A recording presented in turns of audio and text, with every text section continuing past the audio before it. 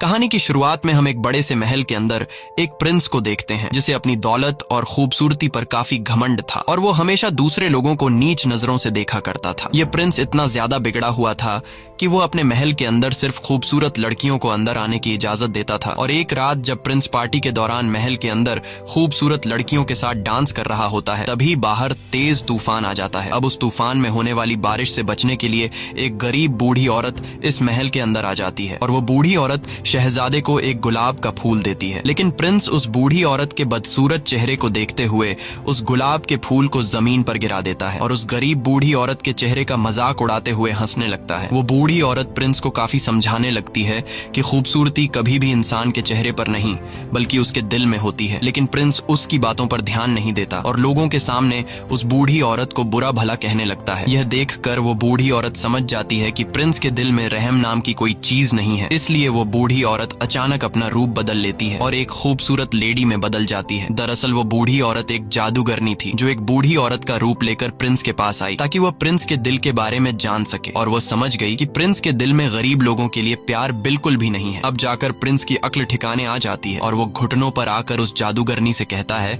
कि मुझे माफ कर दो। लेकिन अब जादूगरनी प्रिंस को कहाँ माफ करने वाली थी, क्योंकि कुछ देर पहले जब जादूगरनी ने प्रिंस से रिक्वेस्ट की कि प्लीज ये गुलाब का फूल एक्सेप्ट कर लीजिए, तब प्रिंस ने जादूगरनी के चेहरे का मजाक उड़ाते हुए उसके फूल को ठुकरा दिया था। इसीलिए अब वो जादूगरनी गुस्से में आकर अपने जादू से प्रिंस को जानवर यानी बीस्ट बना देती है। साथ ही प्रिंस को जितने भी लोग जानते थे वो जादूगरनी उन लोगों के दिमाग से प्रिंस को भुला देती है। यहाँ पर हमें यह पता चलता है कि उस जादूगरनी ने प्रिंस को जो फूल दी थी वह कोई आम फूल नहीं था बल्कि वह एक जादुई फूल था और उस फूल को एक्सेप्ट न करने पर जादूगरनी ने प्रिंस को श्राप दे दिया जिससे वह एक जानवर में बदल गया।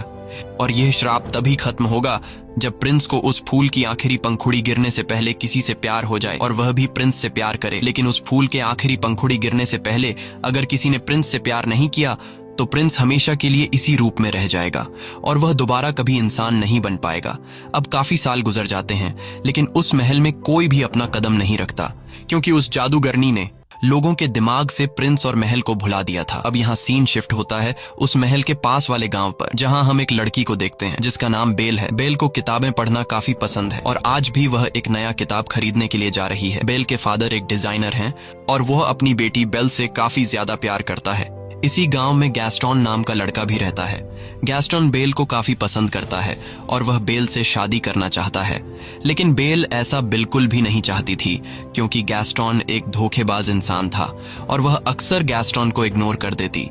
लेकिन गैस्टोन भी बेल का पीछा नहीं छोड़ता और वह किसी भी हाल में बेल से शादी करना चाहता है। एक दिन बेल का फादर किसी काम से जंगल के रास्ते शहर जा रहा होता है। जंगल के बीच में पहुंचने के बाद वह रास्ता भटक जाता है। तब सामने उसे एक दूसरा रास्ता दिखाई देता है। बेल का फादर सोचता है कि यह रास्ता शायद शॉर्टकट हो, इसलिए वह इस रास्ते पर चल पड़ता है। कुछ दूर आगे जाने के बाद तभी उसे जंगल से कुछ अजीब सी आवाजें सुनाई देने लगती हैं। बेल के पिता जब पीछे मुड़कर देखते हैं तो उसे पता चलता है कि जंगल के कुछ खतरनाक भेड़िए उसके पीछे पड़ गए हैं। यह देखते हुए बेल के फादर अपनी जान बचाने के लिए वहां से तेजी से घोड़ा गाड़ी को भगाने लगते हैं और भागते भागते वह एक महल के बाहर पहुंच जाता है। यह महल कोई और नहीं बल्कि वही महल है जिसे हमने कहानी की शुरुआत में देखा था। बेल का फादर इतने बड़े महल को देखकर हैरान रह जाता है और जब वो महल के अंदर आता है तो वो देखता है कि इस महल के अंदर कोई भी नहीं रहता। लेकिन हैरान करने वाली बात यह थी कि महल के अंदर कोई भी न रहते हुए महल के अंदर गरमाइश के लिए आग जल रही होती है। ये देखकर बेल के पिता को कुछ अजीब लगता है, लेकिन फिर वो इस पर ज्यादा ध्यान नहीं देता और तभी उसकी नजर खाने के टेबल पर पड़ती है जहाँ खाना ऐसे सजाया गया था कि जैसे कोई शहजादा उसे खाने आने वाला हो। अब बेल के पिता को बहुत ज्यादा भूख लगी थी, इसलिए वो बिना कुछ सोचे समझे खाने के टेबल पर बैठ जाता है और बड़े ही मजे से खाना खाने लगता है। लेकिन उसे पता नहीं था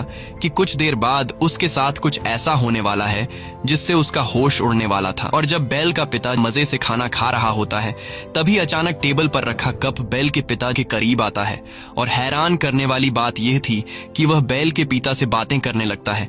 ये देखकर बेल के पिता बहुत ज्यादा घबरा जाते हैं और वहां से भागने लगते हैं। अब यहाँ पर सवाल यह उठता है कि वह कप आखिर कैसे बोल रहा था। दरअसल यहाँ पर जितनी भी चीजें पड़ी हुई थी वो पहले कभी इंसान हुआ करते थे, लेकिन जादूगरनी के श्राप की वजह से ये सभी के सभी चीजों में बदल गए।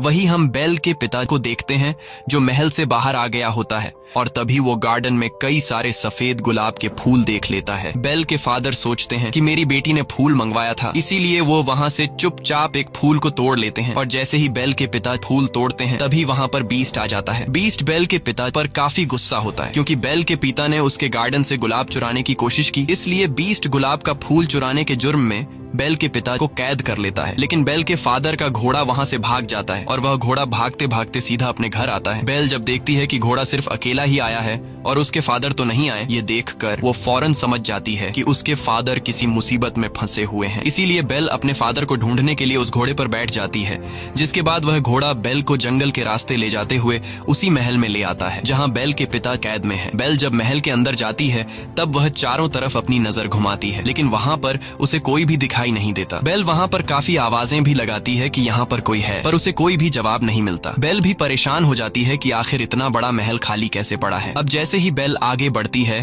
तभी उसके कानों में लोगों की आवाजें सुनाई देती हैं, लेकिन हैरान करने वाली बात यह थी कि उसे कोई भी दिखाई नहीं दे रहा था। दरअसल ये वही घड़ी और कैंडल स्टैंड बातें कर रहे थे। अब जब बेल उस घड़ी और कैंडल स्टैंड के करीब आती है तभी ऊपर से बेल को अपने पिता की चिल्लाने की आवाज सुनाई देती है, जिसके बाद वह फौरन ऊपर वाले फ्लोर पर चली जाती है जहाँ उसे अपना फादर एक कोठरी के अंदर बंधा हुआ दिखाई देता है। बेल के फादर उसे जल्दी जल्दी में बताते हैं कि यह सारा महल जिंदा है, इसीलिए जितना जल्दी हो सके तुम यहाँ से भाग जाओ, कहीं ऐसा ना हो कि वह बीस्ट तुम्हें देख ले। बेल पूछती है कि कौन सा बीस्ट, जिस पर बेल के फादर बताते हैं कि वह बीस्ट बहुत ही ज्यादा खतरनाक है। मैंने तुम्हारे लिए यहाँ से सिर्फ एक फूल तोड़ा था, जिसकी सजा के तौर पर उस बीस्ट ने मुझे यहाँ उम्र भर कैद में डाल दिया। बेल के पिता बेल से कहते हैं कि तुम जल्दी से यहाँ से भाग जाओ, नहीं तो वह तुम्हें भी पकड़ लेगा। अब इससे पहले कि बेल वहाँ से निकल पाती तभी वहाँ पर बीस्ट आ जाता है, जिसे देखकर बेल काफी घबरा जाती है क्योंकि वह बीस्ट बहुत ही ज्यादा डरावना लग रहा था। लेकिन बेल अपने डर पर काबू रखते हुए बीस्ट को ऐसा दिखाती है कि जैसे वह बीस्ट से बिल्कुल भी नहीं डर रही। बेल कहती है कि मैं अपने फादर से मिलना चाहती हूँ, लेकिन बीस्ट बेल को अपने फादर से मिलने से मना कर देता है। तब बेल बीस्ट से कहती है कि तुम कितने जालिम इंसान हो जो एक गुलाब का फूल तोड़ने की वजह से तुमने मेरे फादर को उम्र भर की कैद की सजा सुना दी। मेरे फादर ने सिर्फ एक फूल ही तो तोड़ा है और ऐसा करने के लिए मैंने ही उनसे कहा था, इसलिए तुम्हें मुझे कैद करना चाहिए। लेकिन बीस्ट बेल की बात मानने से इनकार कर देता है और कहता है कि मैं तुम्हें तुम्हारे फादर से मिलने के लिए कुछ देर तक दरवाजा खोल रहा हूँ, इसलिए तुम्हें अपने फादर से आखिरी बार जो भी कहना है कह दो, क्योंकि अगर यह दरवाजा एक बार खुल गया और बंद हो गया तो दोबारा कभी भी नहीं खुलेगा। यह कहते ही बीस्ट सेल का दरवाजा खोल देता है। बेल जल्दी से अंदर जाकर अपने फादर को गले लगाती है और बड़ी ही चालाकी से अपने फादर को बाहर धक्का दे देती है, जिसके बाद वो खुद उस सेल का दरवाजा अपने पीछे बंद कर देती है। अब बीस्ट ने जैसे कहा था कि एक बार अगर यह दरवाजा खुल गया और फिर बंद हो गया तो दोबारा कभी नहीं खुलेगा, इसलिए अब वो बीस्ट बेल के फादर को अंदर नहीं डाल सकता था। बेल के फादर कहते हैं कि तुमने ऐसा क्यों किया? तब बेल अपने फादर से कहती है कि तुम्हारा बाहर रहना ज्यादा जरूरी है। इसके बाद बेल का फादर वहाँ से जाने लगता है और अपनी बेटी से कहता है कि मैं जल्दी ही तुम्हें छुड़ाने के लिए मदद लेकर आऊंगा। और अब बेल यहाँ पर कैद हो जाती है। लेकिन जैसे ही बीस्ट वहाँ से जाता है तभी एक घड़ी और एक कैंडल दोनों बेल के पास आते हैं। दरअसल यह कभी इंसान हुआ करते थे, लेकिन जादूगरनी के श्राप की वजह से अब यह दोनों घड़ी और कैंडल में चेंज हो चुके थे। अच्छी बात यह थी कि यह इंसान के जैसा ही सब कुछ कर सकते हैं, जैसे चलना, बोलना, हंसना या फिर इंसान की तरह कोई भी काम करना। वो घड़ी और कैंडल स्टैंड दरवाजा खोलकर अंदर आ जाते हैं और बेल से बातें करने लगते हैं। ये सब देखकर बेल घबरा जाती है और बेल को कुछ समझ नहीं आ रहा होता कि यह सब क्या हो रहा है। यहाँ कैंडल स्टैंड बेल से कहता है कि घबराओ मत और हमारे पीछे आओ। बेल अब किसी तरह हिम्मत जुटाकर उनके पीछे जाती है और वो दोनों बेल को एक लग्जूरियस रूम के अंदर ले आते हैं और बेल से कहते हैं कि तुम यहाँ रह सकती हो। लेकिन जब इस बात की खबर बीस्ट को लगती है तब उसे काफी गुस्सा आता है, इसीलिए वह घड़ी और कैंडल स्टैंड को काफी डांटने लगता है। लेकिन वो दोनों कहते हैं कि शायद यही लड़की है जो हमें उस श्राप से आजाद करवाएगी। इसलिए वो कैंडल स्टैंड और घड़ी बीस्ट से कहते हैं कि तुम्हें उस लड़की के करीब जाकर उसे इम्प्रेस करना चाहिए। वो बीस्ट से कहते हैं कि जाओ और इस लड़की से बातें करो, उसे खाने के लिए इन्वाइट करो और उसे अपने प्यार के जाल में फंसा लो। ये सब सुनकर बीस्ट गुस्सा हो जाता है और कहता है कि क्या तुम दोनों पागल हो चुके हो? मैं इतना गिर चुका हूँ कि अब मैं एक चोर की बेटी को खाने के लिए इनवाइट करूं और उसके साथ बैठकर खाना खाऊंगा। बीस्ट कहता है कि ऐसा कभी भी नहीं हो सकता, लेकिन जब सारे लोग उसे कहते हैं कि तुम्हें इस लड़की को खाने पर इनवाइट करना होगा, तब वह मान जाता है, क्योंकि इस महल के अंदर जितने भी लोग कैंडल चेयर, घड़ी और चीजें बने हैं, उसका जिम्मेदार सिर्फ और सिर्फ बीस्ट है। क्योंकि अगर वह उस दिन उस बूढ़ी औरत से वह फूल खुशी खुशी ले लेता तो आज इन लोगों की हालत इस तरह नहीं होती। अब यहाँ बीस्ट बेल के रूम का दरवाजा खटखटाकर उससे कहता है कि तुम मेरे साथ खाना खाओगी, लेकिन इसे तुम कोई रिक्वेस्ट मत समझना। ये सुनकर बेल उससे कहती है कि क्या तुम पागल हो? तुमने पहले मेरे फादर को बंदी बनाया, फिर मुझे कैद कर लिया और अब मेरे साथ खाना खाने के लिए पूछ रहे। ऐसा कभी नहीं हो सकता। ये सुनकर बीस्ट गुस्से से दरवाजे पर जोर जोर से पीट कर बोलने लगता है कि चाहे जो भी हो जाए तुम मेरे साथ खाना खाकर ही रहोगी। लेकिन बेल कहती है कि मैं भूखी ही क्यों न मर जाऊं, पर मैं तुम्हारे साथ खाना कभी नहीं खाऊंगी। यह सुनकर बीस्ट का गुस्से से बुरा हाल हो जाता है और कहता है कि ठीक है, तुम्हारी यह ख्वाहिश भी पूरी होगी, अब मैं तुम्हें भूखा ही मारूंगा। वह कहता है कि इसे कोई भी खाना मत दो और इसे भूख से मरने दो। यह कहकर बीस्ट वहाँ से चला जाता है। अब यहाँ घड़ी, कैंडल और बाकी चीजें काफी उदास हो जाते हैं, क्योंकि उनका श्राप से आजाद होने का मौका जाया हो चुका था। यहाँ पर हम देखते हैं कि बीस्ट उसी गुलाब के फूल के पास जाता है जिसकी आखिरी पंखुड़ी गिरने के बाद महल के अंदर मौजूद सभी लोग मर जाएंगे। यहाँ बीस्ट देखता है कि इस फूल की बहुत सारी पंखुड़ियां टूटकर नीचे गिर गई हैं। ये देखकर बीस्ट बहुत ज्यादा उदास हो जाता है, क्योंकि इस फूल से पहले ही कई सारी पंखुड़ियां गिर चुकी होती हैं और अब बस कुछ ही पंखुड़ियां रह गई होती हैं। ये वही जादूगरनी का दिया हुआ मैजिकल फूल होता है जिसकी आखिरी पंखुड़ी गिरने से पहले अगर किसी लड़की को बीस्ट से प्यार नहीं हुआ तो बीस्ट के साथ साथ वो श्रापित लोग जो इस वक्त गाड़ी, टेबल, अलमारी और कैंडल स्टैंड में बदले हैं, यह लोग हमेशा के लिए मिट जाएंगे। वहीं दूसरी तरफ हम देखते हैं कि बेल का फादर वापस अपने गांव आ चुका है। वो सभी लोगों से कहने लगते हैं कि मेरी बेटी की जान खतरे में है। जंगल के पास एक महल है जहां पर एक बीस्ट रहता है और उसी बीस्ट ने मेरी बेटी को कैद करके रखा है। ये सब सुनकर वहां पर मौजूद सभी लोग बेल के पिता पर हंसने लगते हैं और उसकी बात पर कोई भी यकीन नहीं करता। लेकिन गैस्टन, जो कि बेल से शादी करना चाहता था, इसीलिए वो बेल के फादर को इम्प्रेस करने के लिए कहता है कि मैं तुम्हारी बातों पर यकीन करता हूँ, मैं तुम्हारे साथ जाऊंगा तुम्हारी बेटी को बचाने के लिए। जिसके बाद गैस्टन और उसका एक साथी बेल के फादर के साथ जंगल के रास्ते से होते हुए बेल के पास जाने लगते हैं। अब रात के अंधेरे में बेल का फादर जिस रास्ते से महल तक पहुंचा था, वो रास्ता अब बेल का फादर भूल चुका होता है और उसे वो रास्ता नहीं मिल रहा होता। ये देखकर गैस्टन को काफी गुस्सा आता है और वो बेल के फादर से कहता है कि तुम्हारा दिमाग खराब हो गया है, यहाँ कोई भी बीस्ट नहीं रहता, तुमने फिजूल में मेरा टाइम जाया किया। साथ ही साथ गैस्टन बेल के फादर से यह भी कह देता है कि मैं तुम्हारी बेटी से प्यार करता हूँ और मैं तुम्हारी बेटी से शादी करना चाहता हूँ। लेकिन बेल के फादर उससे कहते हैं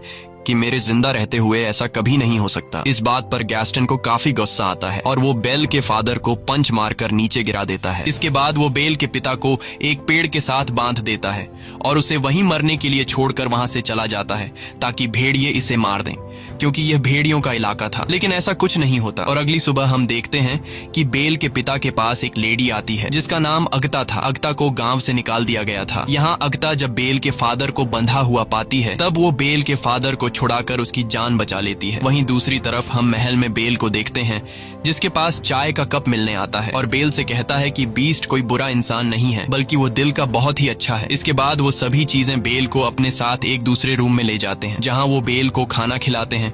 यहाँ बीस्ट आकर जब ये सारी चीजें देखता है तो वो चुपचाप वहाँ से चला जाता है। अब जब बेल वापस अपने रूम में सोने के लिए आती है तब उसे पास में ही एक दूसरा रूम दिखाई देता है, जिसे देखकर बेल बिना कुछ सोचे समझे उस रूम के अंदर चली जाती है और यह वही रूम होता है जिसके अंदर वो मैजिकल फूल रखा गया था। बेल उस फूल के करीब जाती है और जैसे ही उस फूल को छूने वाली होती है तभी वहां पर बीस्ट आ जाता है और वो बेल को डांटते हुए कहता है कि तुम्हें अंदाजा नहीं है कि तुम क्या करने वाली थी। अगर इस फूल को कुछ हो जाता तो हम सबकी जान चली जाती। बीस्ट गुस्से में आकर उससे कहता है कि चली जाओ यहाँ से और दोबारा मुझे अपनी शक्ल मत दिखाना। बीस्ट के जोर से चिल्लाने की वजह से बेल रोते हुए महल को छोड़कर जाने लगती है। इस दौरान महल की श्रापित चीजें बेल को रोकने की काफी कोशिश करते हैं, लेकिन बेल कहती है कि अब मैं इस महल में एक सेकंड के लिए भी नहीं रुकूंगी और वो घोड़े पर बैठकर जंगल के रास्ते जाने लगती है।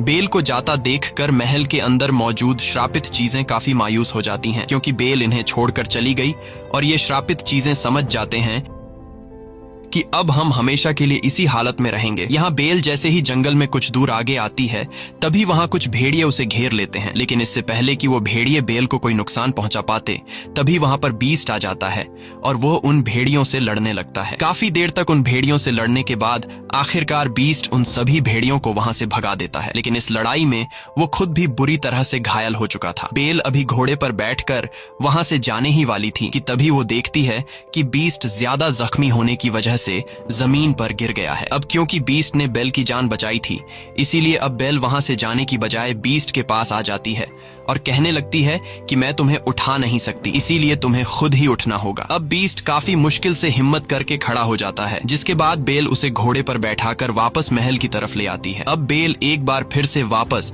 उसी महल में आ चुकी थी। महल में मौजूद सभी श्रापित चीजें बेल को दोबारा से देखकर काफी खुश हो जाती हैं, क्योंकि वो सभी चाहते थे कि बेल यहीं हमारे साथ रहे और बेल और बीस्ट को एक दूसरे से प्यार हो जाए, जिसकी वजह से श्राप का असर खत्म हो जाएगा और सब कुछ पहले की तरह वापस नॉर्मल हो जाएगा। यहाँ वो चीजें बेल को अपनी पूरी स्टोरी बता देते हैं कि उस फूल की आखिरी पंखुड़ी गिरने के बाद हम सभी मारे जाएंगे, लेकिन ये चीजें बेल को पूरी बात नहीं बताते कि उस फूल की आखिरी पंखुड़ी गिरने से पहले तुम दोनों को एक दूसरे से प्यार हो जाना चाहिए, क्योंकि अगर ये चीजें बेल को पूरी सच्चाई बता देते तो बेल समझ जाती कि ये लोग मुझे जबरदस्ती बीस्ट के प्यार में धकेलना चाह रहे हैं, और ये सब पता चलने के बाद बेल को बीस्ट से असली वाला प्यार कभी नहीं हो पाएगा। यहाँ हम देखते हैं कि बेल बीस्ट के पास जाती है और वह बीस्ट के जख्मों पर मरहम पट्टी करने लगती है। साथ ही वो बीस्ट के जख्मों पर मरहम लगाते हुए बीस्ट को कुछ शेर सुनाती है, क्योंकि बेल को शेर और शायरी और बुक्स पढ़ने में काफी इंटरेस्ट था। लेकिन जब बेल शेर पढ़ती है तब बीस्ट उस शेर के आगे का हिस्सा खुद कंप्लीट कर देता है। यह देखकर बेल काफी हैरान हो जाती है और बीस्ट से पूछती है कि क्या तुम भी पोएट्री पढ़ते रहते हो? तब बीस्ट कहता है कि मैं लव स्टोरी, प्यार, मोहब्बत, इन सब के बारे में पोएट्री नहीं पढ़ता, लेकिन मैंने बहुत तालीम हासिल की है। ये सुनकर बेल समझ जाती है कि बीस्ट काफी पढ़ा लिखा है, इसीलिए वो हर एक पोएट्री के बारे में जानता है। बीस्ट की ये बातें सुनकर बेल कहती है कि मुझे तो प्यार मोहब्बत की बातें और कहानियां काफी पसंद हैं, जिस पर बीस्ट कहता है कि वो तो तुम्हारी शक्ल से पता चल रहा है कि तुम्हें किताबें पढ़ना कितना पसंद है, लेकिन अगर तुम पढ़ना ही चाहती हो तो कुछ अच्छा पढ़ो। इसके बाद बीस्ट बेल को अपनी लाइब्रेरी में लेकर जाता है, जो कि काफी बड़ी थी। वहां पर काफी सारे बुक्स थे। बेल इतने सारे बुक्स को देखकर एकदम शॉक रह जाती है और काफी खुश भी हो जाती है, क्योंकि गांव में पढ़ने के लिए उसे कोई भी बुक नहीं मिलती थी, लेकिन यहाँ तो किताबों की अलमारियां भरी पड़ी हैं। यहाँ बीस्ट बेल से कहता है कि अगर तुम चाहती हो तो तुम हमारे साथ रह सकती हो, और अगर तुम्हें मेरी बुक्स की लाइब्रेरी पसंद आई है तो आज से ये लाइब्रेरी तुम्हारी। ये सुनकर बेल काफी ज्यादा खुश होती है और फिर वक्त के साथ इन दोनों की दोस्ती गहरी होने लगती है। ये दोनों एक दूसरे के साथ टाइम स्पेंड करने लगते हैं और एक साथ खाना खाने लगते हैं। अब इन दोनों को एक साथ रहना काफी अच्छा लग रहा था। यहाँ बीस्ट बेल को खुश रखने के लिए गाना गाकर सुनाता है, जिसे सुनकर बेल को काफी अच्छा लगता है। यहाँ घर की श्रापित चीजें इन दोनों को एक साथ देखकर काफी खुश होते हैं और समझ जाते हैं कि यह दोनों अब एक दूसरे को पसंद करने लगे हैं। एक दिन कैंडल स्टैंड बीस्ट से कहने लगता है कि तुम्हें अब बेल से अपने प्यार का इजहार कर देना चाहिए, क्योंकि वो भी तुम्हें पसंद करने लगी है। लेकिन बीस्ट कहता है कि वो कभी भी मुझसे प्यार नहीं करेगी, क्योंकि मैं एक जानवर हूँ। लेकिन कैंडल स्टैंड बीस्ट से कहता है कि ऐसा कुछ भी नहीं है, तुम एक बार ट्राई तो करो। यहाँ बीस्ट के सारे साथी यानी वो सारी चीजें बीस्ट से बेल को आई लव यू बोलने के लिए बार बार कहते हैं। जब बीस्ट बेल से अपने प्यार का इजहार करने के लिए रेडी हो जाता है तब ये श्रापित चीजें पहले बीस्ट को तैयार करते हैं और बीस्ट से एक सुंदर प्रिंस बना लेते हैं। वहीं दूसरी तरफ ये लोग बेल को भी एक रानी की तरह तैयार कर लेते हैं। बेल को डांस करना काफी पसंद था, इसीलिए वो दोनों डांस करने लगते हैं। वहीं दूसरी तरफ हम देखते हैं कि बेल के फादर वापस अपने गांव में आ चुके थे। वो सभी को बताते हैं कि गैस्टन ने मुझे जंगल में बांधकर छोड़ दिया था ताकि जंगल के खूंखार भेड़िए आकर मुझे खा लें, लेकिन गैस्टन ये सब मानने से इनकार कर देता है और कहता है कि यह बूढ़ा झूठ कह रहा है। यहाँ बेल के फादर के साथ अगता भी होती है, जिसने बेल के फादर की जान बचाई थी, और यहाँ अगता भी बेल के फादर के हक में गवाही देते हुए लोगों को सारी सच्चाई बता देती है कि गैस्टन ने बेल के फादर को जंगल में बांधकर उसे भेड़ियों का खाना बनने के लिए छोड़ दिया था। लेकिन गैस्टन अपने किए से बिल्कुल मुकर जाता है और कहने लगता है कि यह लड़की झूठ बोल रही है। साथ ही वो कहता है कि अगता की गवाही कोई मायने नहीं रखती, क्योंकि इसे तो पहले से ही गांव से निकाल दिया गया है। अब यहाँ पर गैस्टन का साथी भी झूठ बोल देता है और कहता है कि गैस्टन जो भी कह रहा है वो सच कह रहा है। अब एक बंदे की गवाही को सुनते हुए सभी गाँव वाले गैस्टन की बातों पर यकीन कर लेते हैं और सभी लोग यह समझने लगते हैं कि बेल के फादर की दिमागी हालत बिगड़ चुकी है और उसके ऊपर कोई शैतानी साया है, इसीलिए वो उल्टी सीधी हरकतें कर रहा है। अब यहाँ गांव के लोगों को लगता है कि अगर यूं ही बेल के फादर को खुला आजाद छोड़ दिया गया तो वो हमारे लिए खतरा बन सकता है। इसीलिए ये सभी बेल के फादर को पकड़ लेते हैं और उसे बंदी बना लेते हैं। वहीं दूसरी तरफ हम महल में बीस्ट और बेल को देखते हैं, जहां ये दोनों डांस कर रहे होते हैं और बीस्ट काफी साल बाद डांस कर रहा था। यहाँ बीस्ट बेल से कहता है कि मैं इन फीलिंग्स को काफी अच्छा महसूस कर रहा हूँ, क्योंकि मैं इस एहसास को जैसे भूल ही गया था। बेल कहती है कि मुझे भी डांस करना काफी पसंद है और मुझे मेरे फादर ने डांस करना सिखाया। ये सुनकर बीस्ट बेल से पूछने लगता है कि क्या तुम अपने फादर को मिस करती हो? तब बेल कहती है, हाँ, मुझे अपने फादर की बहुत याद आ रही है। ये सुनकर बीस्ट को बेल पर तरस आता है और वह बेल को एक आईना दिखाते हुए कहता है कि इस आईने की मदद से तुम हर उस इंसान को देख सकते हो जिसे तुम देखना चाहती हो। बेल उस आईने को लेकर जब अपने फादर को याद करती है तब उसे आईने में अपना फादर दिखाई देता है और वो देखती है कि गांव वालों ने उसके फादर को बंदी बनाया हुआ है। यह देखकर बेल काफी परेशान हो जाती है, जिस पर बीस्ट कहता है कि तुम्हें अपने फादर के पास जाना चाहिए क्योंकि इस वक्त तुम्हारे फादर को तुम्हारी जरूरत है। साथ ही बीस्ट बेल को वो जादुई आईना भी देता है और कहता है कि जब तुम्हें मेरी याद आए तब तुम मेरी इस बदसूरत शक्ल को इस आईने में देख लेना। जिसके बाद बेल अपने फादर को बचाने के लिए फौरन वहाँ से चल देती है। और अब बेल के जाने के बाद बीस्ट महल में अकेला रह गया था। बीस्ट बेल को काफी मिस करने लगा था क्योंकि अब उसे बेल से प्यार हो गया था और अब क्योंकि बीस्ट ने खुद ही बेल को आजाद कर दिया था, इसीलिए जो श्राप जादूगरनी ने इन्हें दिया था वो अब कभी भी खत्म नहीं होगा। इस बात को लेकर बीस्ट और उसके बाकी के साथी काफी उदास हो जाते हैं। वहीं दूसरी तरफ बेल अपने गांव पहुंच जाती है और वो देखती है कि उसके फादर को गांव वालों ने बंदी बनाया हुआ है। बेल सभी को बताती है कि मेरे फादर जो कह रहे हैं वो बिल्कुल सच है। वो सभी को बताने लगती है कि जंगल में एक महल है जहां पर एक बीस्ट रहता है, लेकिन गांव वाले बेल की भी बातों पर यकीन नहीं कर रहे थे। अब जब गांव वाले बेल की बात पर यकीन नहीं कर रहे होते तब बेल उस जादुई आईने में सभी लोगों को बीस्ट दिखाती है, जिसे देखकर सभी लोग काफी हैरान रह जाते हैं। बेल इन सभी लोगों से कहती है कि तुम लोगों को डरने की जरूरत नहीं, क्योंकि वो बीस्ट बिल्कुल भी खतरनाक नहीं है, बल्कि वो बीस्ट दिल का बहुत ज्यादा अच्छा है और वो किसी को नुकसान नहीं पहुंचाता। अब गैस्टन बेल को जब उस बीस्ट की इतनी ज्यादा तारीफ करते हुए सुनता है तो वो समझ जाता है कि बेल अब बीस्ट से प्यार करने लगी है और इस वजह से गैस्टन जेलस फील करता है। इसीलिए वो सभी गांव वालों को भड़काने की कोशिश करता है कि उस बीस्ट ने बेल पर ब्लैक मैजिक कर दिया है, जिस वजह से वो भी अपने फादर की तरह बातें करने लगी है। इसके बाद गैस्टन गांव वालों से कहता है कि बेल पर ब्लैक मैजिक होने की वजह से वो हमें नुकसान पहुंचा सकती है, इसीलिए बेल को भी उसके फादर के साथ बांध दो। जिसके बाद गांव के लोग बेल को उसके फादर के साथ बांध देते हैं। यहाँ गैस्टन गांव के सभी लोगों को उकसाता है कि हम सभी को मिलकर उस महल में जाना चाहिए और उस बीस्ट को जान से मार डालेंगे। अगर वो नहीं मरा तो वो हमारे गांव आकर हम सभी को मार डालेगा। यहाँ गांव वाले उसकी बातों में आ जाते हैं और पूरा गांव बीस्ट को मारने के लिए महल की तरफ चल पड़ता है। दरअसल गैस्टन बीस्ट को मारने के लिए गांव वालों को इसलिए उकसाता है क्योंकि वह बीस्ट को मारकर उसके महल पर कब्जा करना चाहता था और खुद को उस महल का प्रिंस बनाना चाहता था। यहाँ हम देखते हैं कि बेल भी किसी तरह करके खुद को छुड़ा लेती है और वह भी महल की तरफ निकल पड़ती है। वहीं गांव के लोग बीस्ट को मारने के लिए महल तक पहुंच जाते हैं और जैसे ही यह लोग महल के अंदर दाखिल होते हैं तब बीस्ट के सारे साथी यानी गाड़ी, कैंडल स्टैंड और बाकी चीजें इन लोगों पर हमला कर देते हैं। गांव के लोगों को कुछ भी समझ में नहीं आ रहा था कि यह सब क्या हो रहा है, क्योंकि उनके आंखों के सामने कोई इंसान नहीं बल्कि बेजान चीजें थीं। वहीं पर हम गैस्टन को देखते हैं जो कि बीस्ट के पास पहुंच जाता है, लेकिन बीस्ट काफी उदास होता है क्योंकि बेल के जाने के बाद उसे कुछ भी अच्छा फील नहीं हो रहा था और वो बेल को काफी मिस कर रहा था। गैस्टन बीस्ट से कहता है कि तुम्हें क्या लगता है कि बेल तुमसे प्यार करती है? तुम्हारी ये सोच गलत है, क्योंकि बेल ने ही तुम्हें खत्म करने के लिए हम सभी गांव वालों को यहाँ भेजा है। ये सुनकर बीस्ट काफी ज्यादा मायूस हो जाता है और तभी गैस्टन बीस्ट को शूट कर देता है, जिससे बीस्ट नीचे गिर जाता है।